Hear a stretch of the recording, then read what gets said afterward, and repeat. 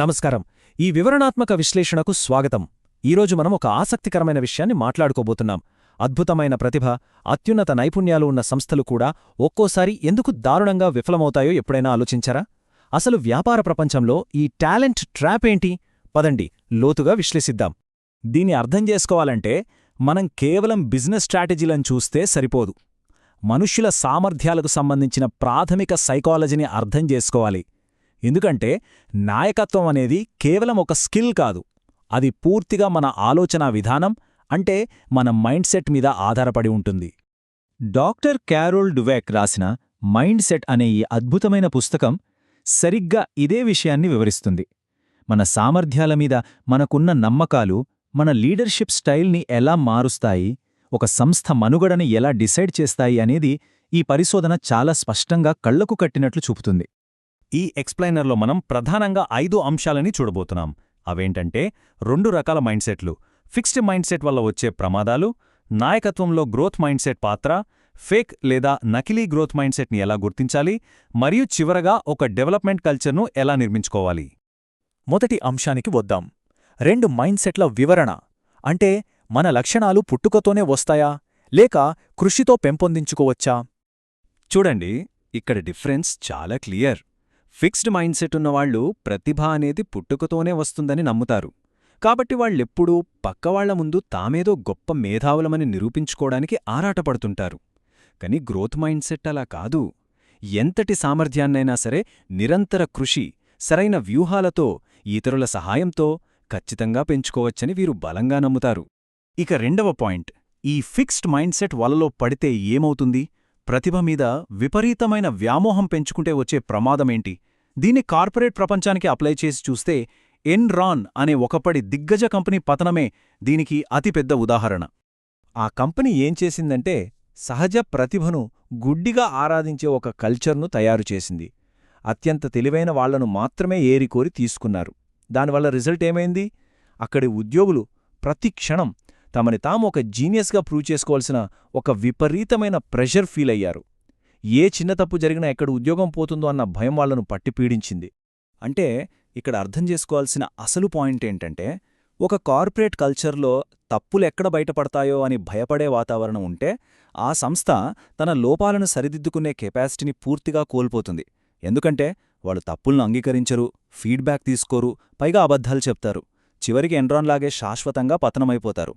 మరి ఈ fixed mindset ఎన్రాన్ని నాశనం చేసింది సరే, కానీ ఒక గ్రోత్ మైండ్సెట్ సంక్షోభంలో ఉన్న కంపెనీల్ని ఎలా కాపాడుతుంది? ఆలోచించండి.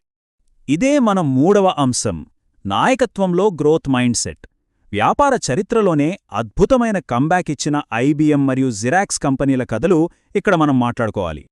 ఐబీఎం కంపెనీ లీడర్ లవ్ గెర్చ్నర్, అలాగే జెరాక్స్లో ఆన్ ముల్కాహీ ఏం చేశారో తెలుసా? వాళ్లు ఎలేట్ గ్రూపుల ఆధిపత్యాన్ని బద్దల్కొట్టారు. సోపానక్రమం అంటే హైరార్కీని పక్కన పెట్టి అందరూ కలిసి కూర్చుని ప్రాబ్లం సాల్వ్ చేసే ఒక కొలాబరేటివ్ కల్చర్ని తీసుకొచ్చారు.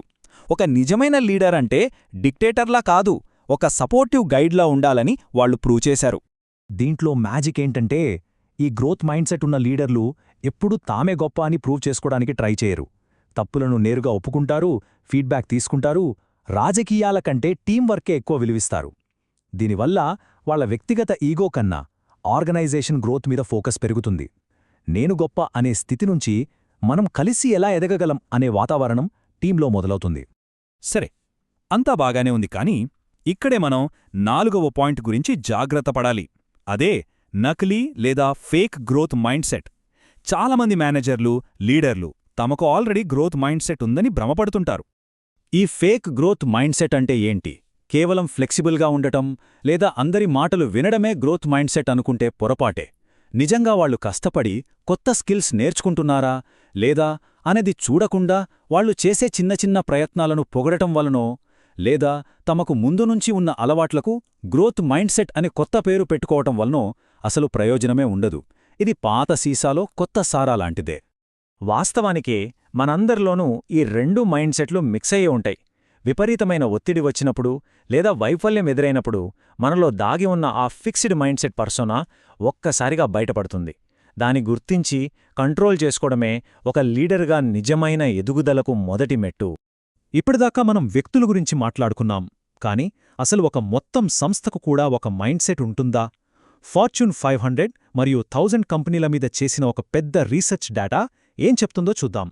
ఇదే మన చివరి 5వ అంశం, డెవలప్మెంట్ కల్చర్ను నిర్మించటం, టీం సామర్థ్యాన్ని మార్చటం.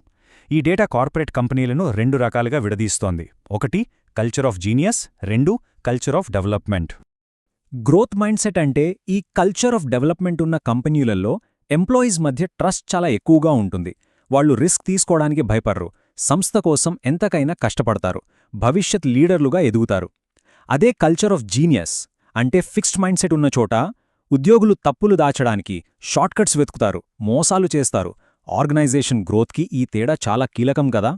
ఎన్రాన్ను నాశనం చేసిన ఆ గ్రూప్ థింక్ అంటే బాస్ ఏది చెప్తే దానికి తలాడించడం అనే జబ్బును అవాయిడ్ చెయ్యాలంటే ఒక్కటే దారి. గ్రోత్ మైండ్సెట్ ఉన్న టీమ్స్ తమ ఒపీనియన్స్ను ఓపెన్గా చెప్పగలగాలి. ఉద్యోగులకు నేను తెలివైన వాడిని అని నిరూపించుకోవాల్సిన భారాన్ని తగ్గించినప్పుడే వాళ్లు స్వేచ్ఛగా ఆలోచించగలరు. అందుకే స్మార్ట్ లీడర్స్ ఏం చేస్తారంటే నైపుణ్యాలను ఎవరైనా నేర్చుకోవచ్చని చూపిస్తారు. రెడీమేడ్ టాలెంట్ కంటే నేర్చుకోవాలనే పట్టుదలకు ఎక్కువ వాల్యూ ఇస్తారు. తప్పులు ఎత్తి చూపడానికి కాకుండా ఫ్యూచర్లో సక్సెస్ అవ్వడానికి పనికొచ్చే ఫీడ్బ్యాక్ ఇస్తారు. ఫైనల్గా మేనేజర్లంటే కేవలం బాసులు కారు, వాళ్ళొక వనరు అని నమ్మకాన్ని కలిగిస్తారు. ఇదంతా చూశాక మనం ఒకసారి ఆలోచించుకోవాలి. మీ సంస్థ ప్రతిభను జడ్జ్ చేయడానికి డిజైన్ చేయబడిందా, లేక ఆ ప్రతిభను డెవలప్ చేయడానికి డిజైన్ చేయబడిందా? ఆధునిక వ్యాపార ప్రపంచంలో సర్వైవ్ అవ్వాలంటే ప్రతి లీడర్, ప్రతి మేనేజర్ వేసుకోవాల్సిన అతి ముఖ్యమైన ప్రశ్న ఇది. ఈ కొత్త ఆలోచన విధానం మీ భవిష్యత్ లీడర్షిప్ ప్రయాణానికి పునాది వేస్తుందని ఆశిస్తూ ఈ విశ్లేషణను ముగిస్తున్నాను.